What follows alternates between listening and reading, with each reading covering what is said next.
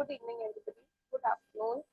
Can you hear me? आवाज आ रही है आपको? Check check 1 2 3। Hello hello hello hello hello hello hello hello.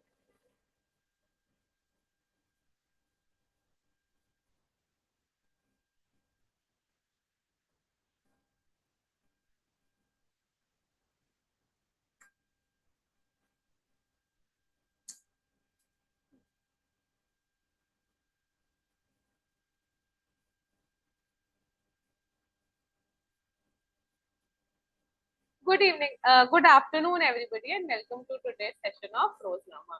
Today is the 6th of April, and we were just checking our mics. That is why you heard me making all those noises. But then again, welcome back to today's session. Okay. Now, the first piece of news today again is everything pertaining to the the Iran-US war. All right. So yesterday only, I think, yesterday or day before yesterday, we did see that it was for the first time, and actually this was for a first time in large number of years. For example, I think around after 20 years that some American aircraft or fighter jet was hit by the enemy country. All right. So yesterday it was day before yesterday it was for Iran for the first time that in this, at least in this particular war that began on the 1st of March, that you know, an American aircraft was struck by the Iranian the Iranian military. And when this aircraft was struck, naturally it fell down, and it was a two-seater aircraft. I think it was F-15E.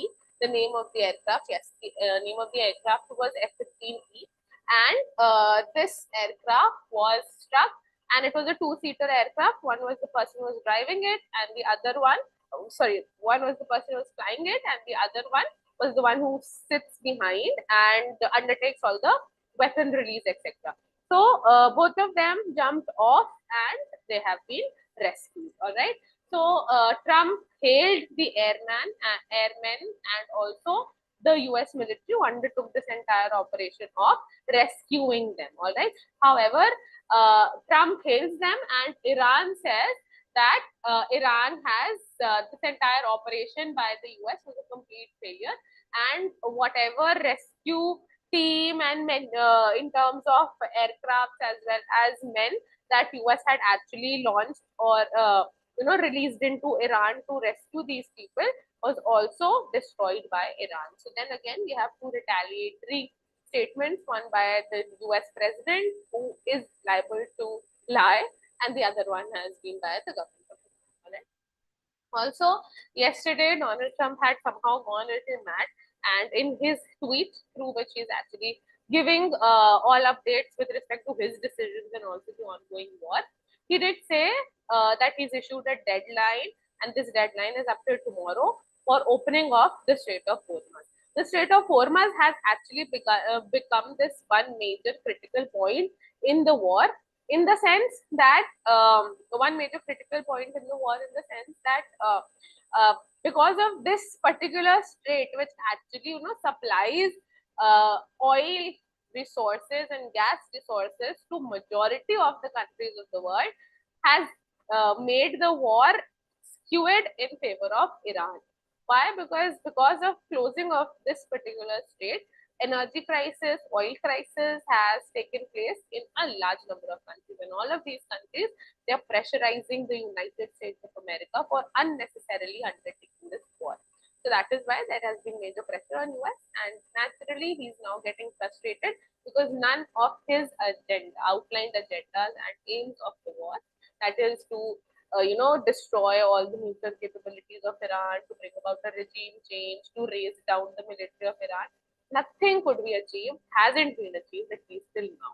Future we do not know, but at least till now, nothing of the set agenda and aims has been achieved.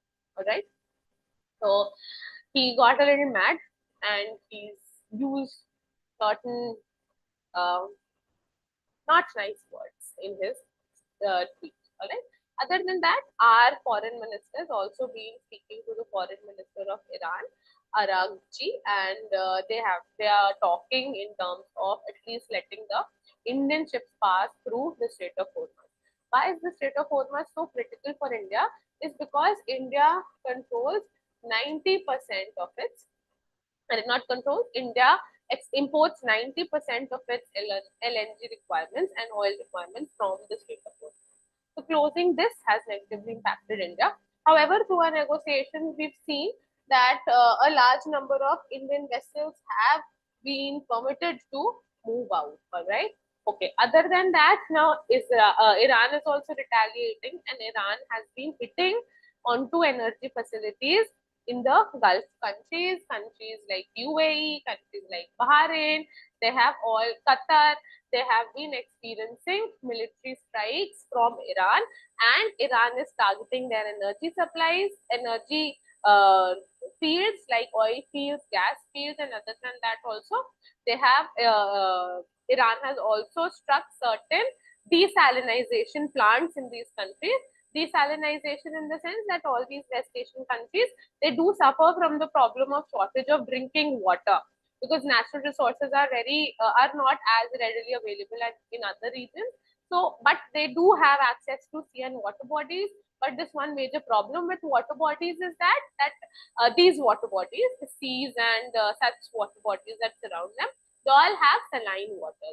So somehow they've developed this technology that they take away water from the seas and oceans that surround it and desalinate it in these industrial plants. Right? So these plants have also been struck, so this will naturally result in a water crisis also in these countries. These countries have no basic direct involvement in the war that are being struck by Iran, but because these countries, as per the Abraham Accord and other treaties with the United States of America, have permitted the United States of America to use their land and territory to develop US military bases, and these military bases are being used by the United States of America to undertake counterattacks on Iran. All right. So that is what has negatively brought this negative impact on the Gulf regions also, Gulf countries as well, other Gulf countries, and then Israel also is continuously undertaking its attacks on Lebanon. Right. So Lebanon and Iran, Israel, they had somehow had a ceasefire in between among themselves in 2024, and since then we did not see any full-fledged concerted attacks. But after the assassination of Ayatollah Ali Khamenei, Lebanon's militant group Hezbollah, who is more inclusive of Shia Muslims, they have retaliated by undertaking an attack on Israel. So Israel has had an upper hand in these attacks, and Israel has, somehow declared that it is going to capture the Lebanon territory till up to the Litani River, and that entire region will be established by Israel as a defensive buffer. All right. Then US jets that were hit by Iran is the first shot down by enemy fire in 20 years. All right. So this has been after 20 years that any any US aircraft has been shot by an enemy country. All right. So this again article is from the Hindu. The previous one was from the Indian Express, and this article again tells us the same thing, that Iran is attacking energy infrastructure in UAE, Bahrain, and Kuwait. All right, which is causing severe distress in these countries.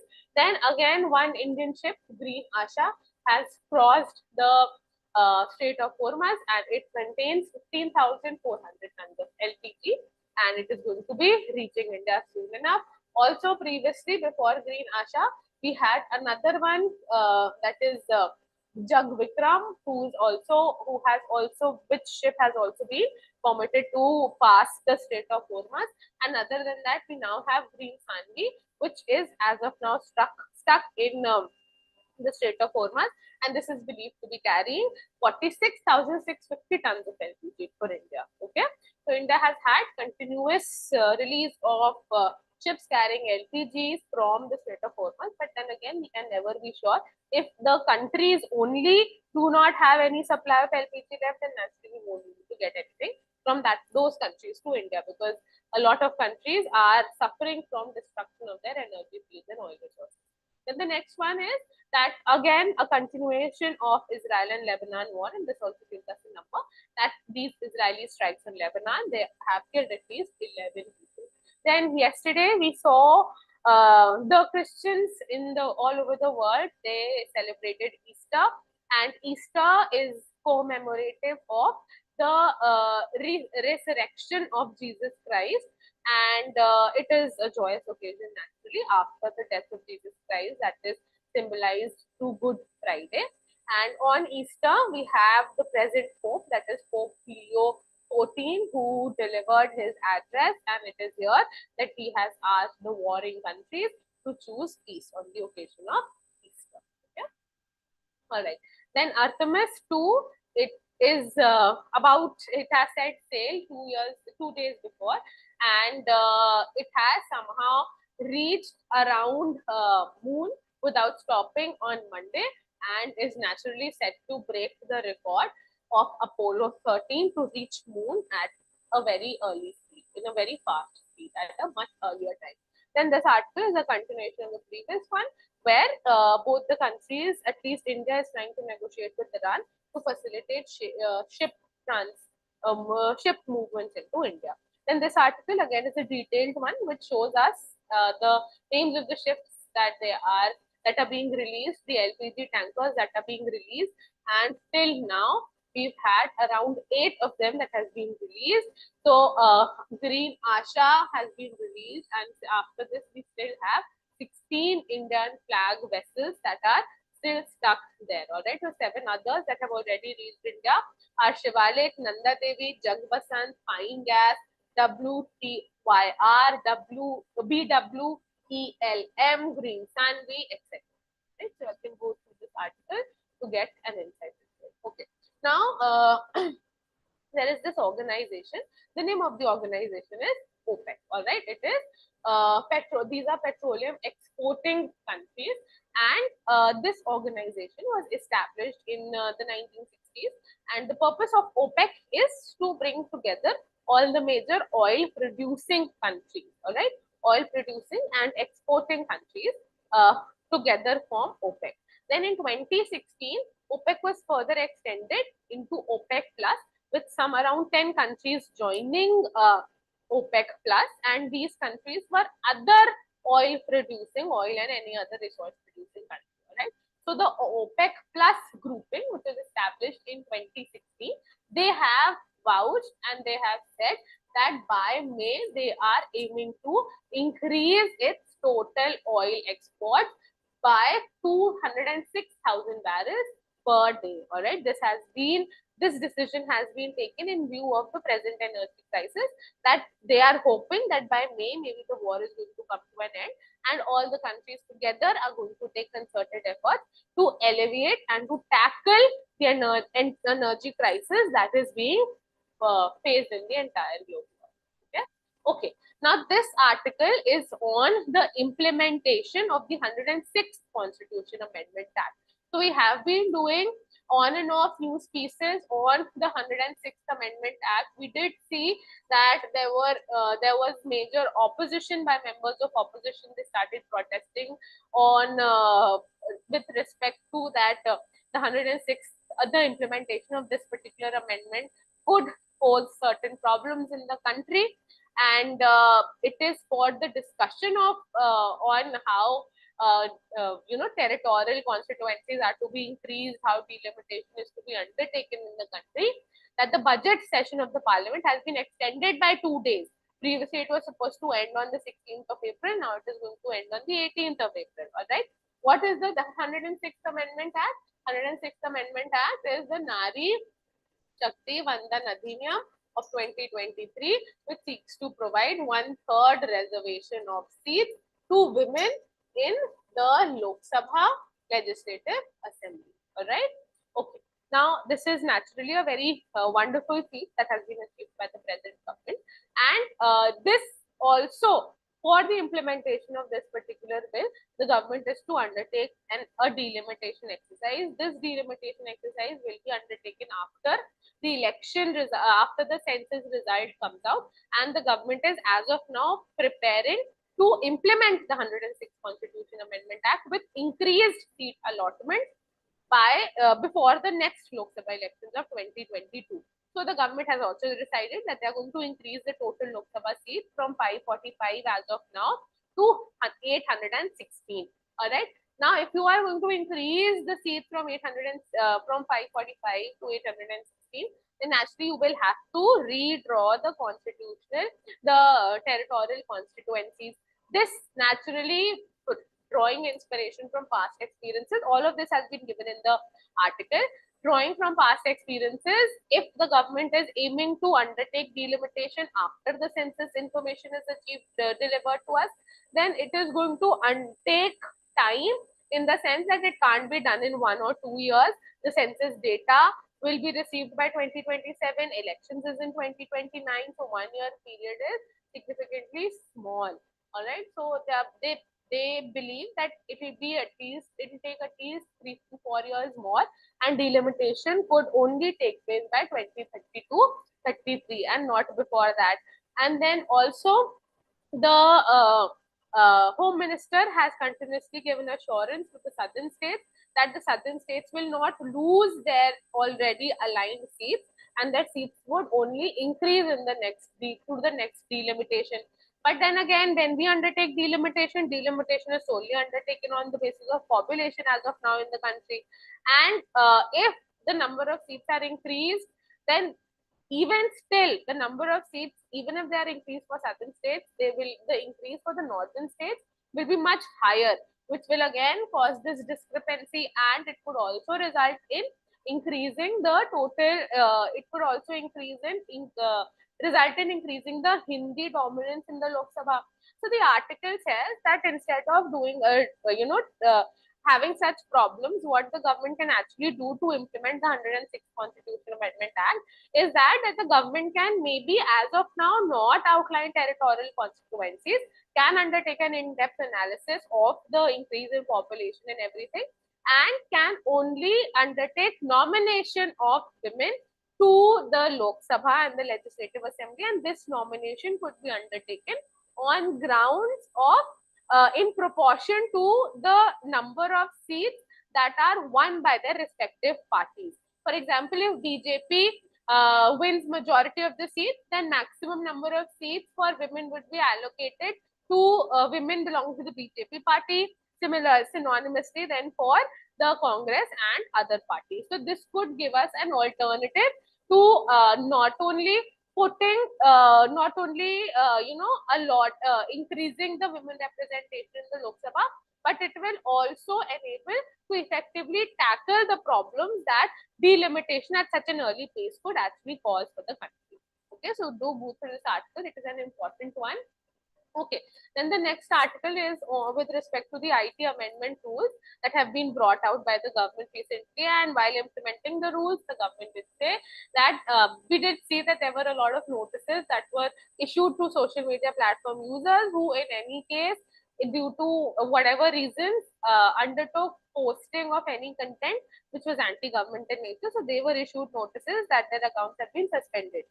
Now, this has made the internet less free. What do you mean by less free?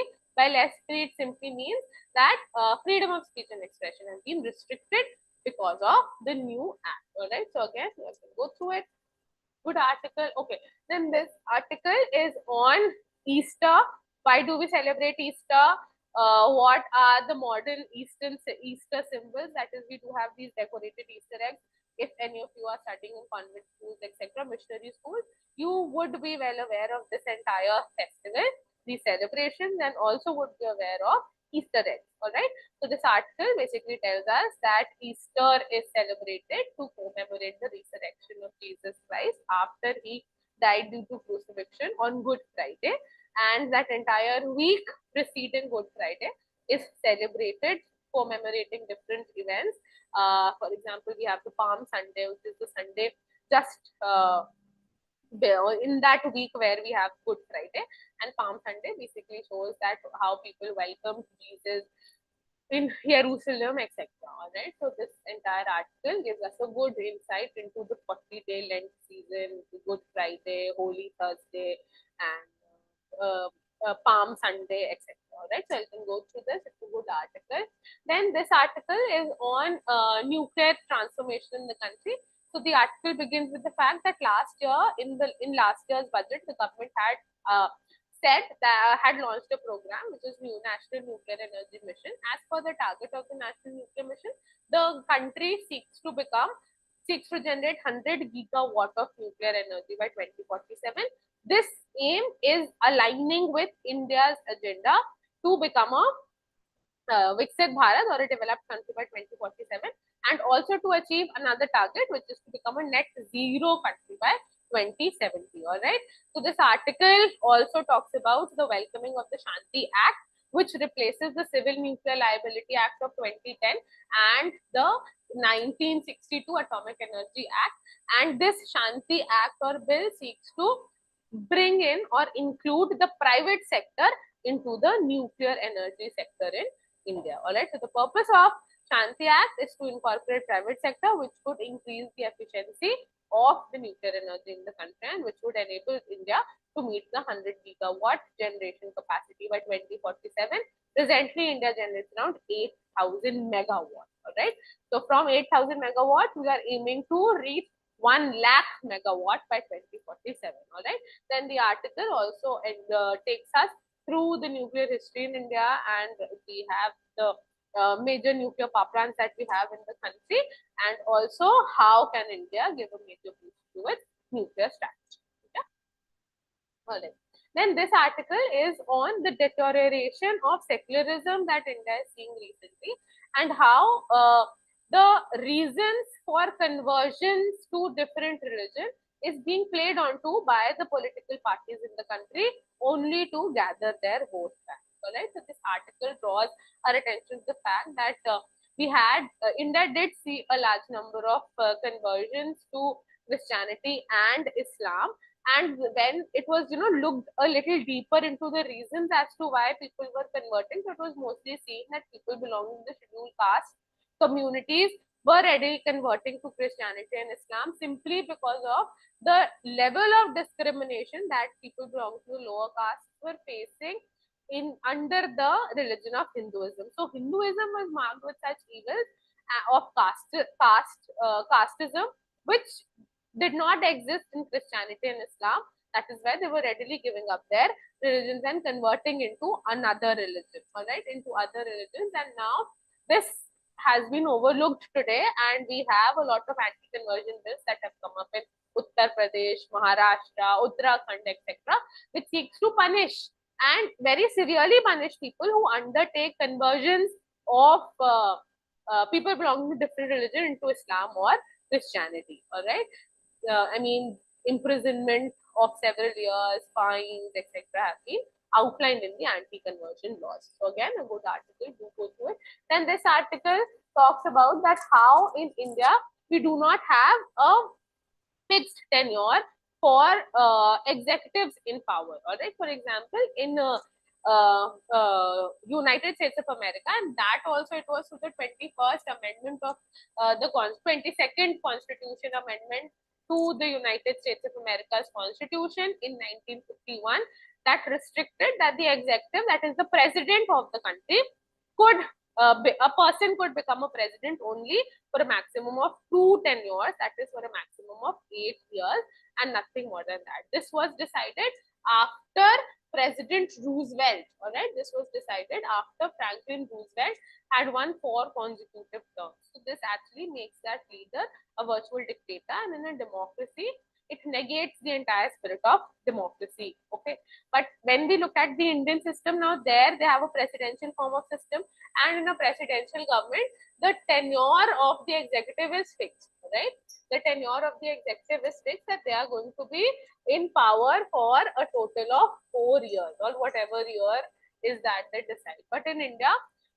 we do not have any fixed tenure in a parliamentary form of government, although we do undertake elections for 5 years, but then it is not a constitutional provision, it is a convention that they follow. The prime minister stays in office so long he has the confidence of the lower house, all right, confidence of the people, that is. And if we fix the tenure of the executive in the country, then it naturally undermines the spirit of democracy, because this particular person who is consecutively winning elections and holding this position of power as an executive is doing so because the will of the people is being exercised, all right? But then again, it does have certain pros and cons attached to it, that the person might become a virtual dictator, etc., might start taking policy decisions only to hold power and not for the welfare of the people. So this should be considered. Any one such amendment was only ever undertaken in India, which is also known as the 10th Schedule Amendment, which is the 52nd Amendment, also known as the anti-defection law. It does give us certain safeguards against executives, but then again, no such fixed tenure is what we practice in India. As against this, for the President of India, who actually has no real powers vested in him or her, but then mostly we've never seen that any president gets elected twice in the country. Okay. All right. Then this article is again on a long discussed topic that we've done multiple times and it has been in news on and off. So this article is a deep dive of the transgender rights and how, what are the new, this particular new amendment of 2026 which seeks to remove the right to self-declaration and identification for a transgender person and replaces it with an examination of the of a medical board, followed by district magistrate's final seal saying that so and so person is a transgender person. All right, so it deviates from a decade long, that is in 2014, and then finally an act of 2019 did give recognition to transgender rights, which has been taken away now. All right. Okay, then coming to the news in brief, this particular news piece is actually half of the article, but I've just picked it up here that you all can go through. This is the entire rescue plan that USA has outlined, that this is how they rescued their two uh, uh, Air Force men who were shot by the aircraft of who were shot by the Iranian army. Then this article, this particular small news piece, just wanted to flag that today is the 6th. Tomorrow we begin hearing on the Sabrimala case, and for hearing on the Sabrimala case, a 9-judge bench has been constituted, and this bench is a very, very diverse bench, which includes people belonging to the scheduled caste community, women representatives, also a person belonging to Christianity, Islam, etc. And this diversification of the bench has simply been undertaken because not only does it seek to redress the question relating to women's entry in the Sabrimala temple, but also women's entry in a Parsi synagogue, in Muslim mosques, etc. All right. So that is what the question entails, and that is why they've undertaken a detailed bench. All right. Okay. Now this here shows us the picture of Artemis II commander Reed Wiseman, who is peering out of the Orion spacecraft, and we also see the Earth here from a distance. All right. You can see it.